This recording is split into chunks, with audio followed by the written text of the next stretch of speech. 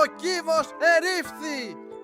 Arsenal έφτασε σε συμφωνία με την Club Brugge για την απόκτηση του Χρήστου Τζόλι αντί 40 εκατομμύρια ευρώ σύμφωνα με το Athletic, το οποίο επιβεβαίωσε απόλυτα το ρεπορτάζ του Sport 24.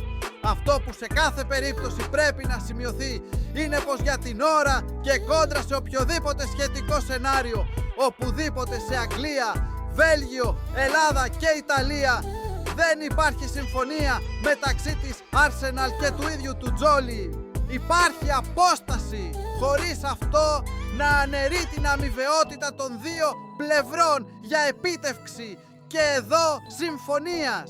Αυτή όμως συμφωνία δεν υπάρχει ακόμη.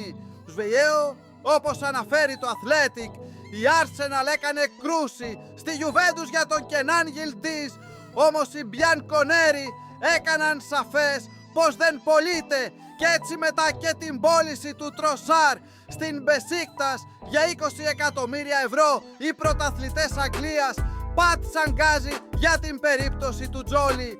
Ο Έλληνας διεθνής είχε βρεθεί στο στόχαστρο της Crystal Palace την περσινή σεζόν, όμως η Brugge είχε απορρίψει την πρόταση των κατόχων του Conference League. Έτσι ο Τζόλις ετοιμάζεται να επιστρέψει στην Premier League, έχοντας ήδη παίξει 14 φορές στο αγγλικό πρωτάθλημα με τη φανέλα της Norwich, στην οποία ανήκε για μια τριετία.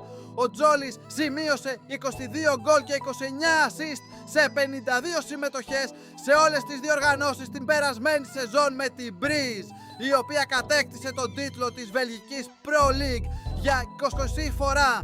Έχει 34 συμμετοχές στην εθνική ομάδα με 9 γκολ στο ενεργητικό του.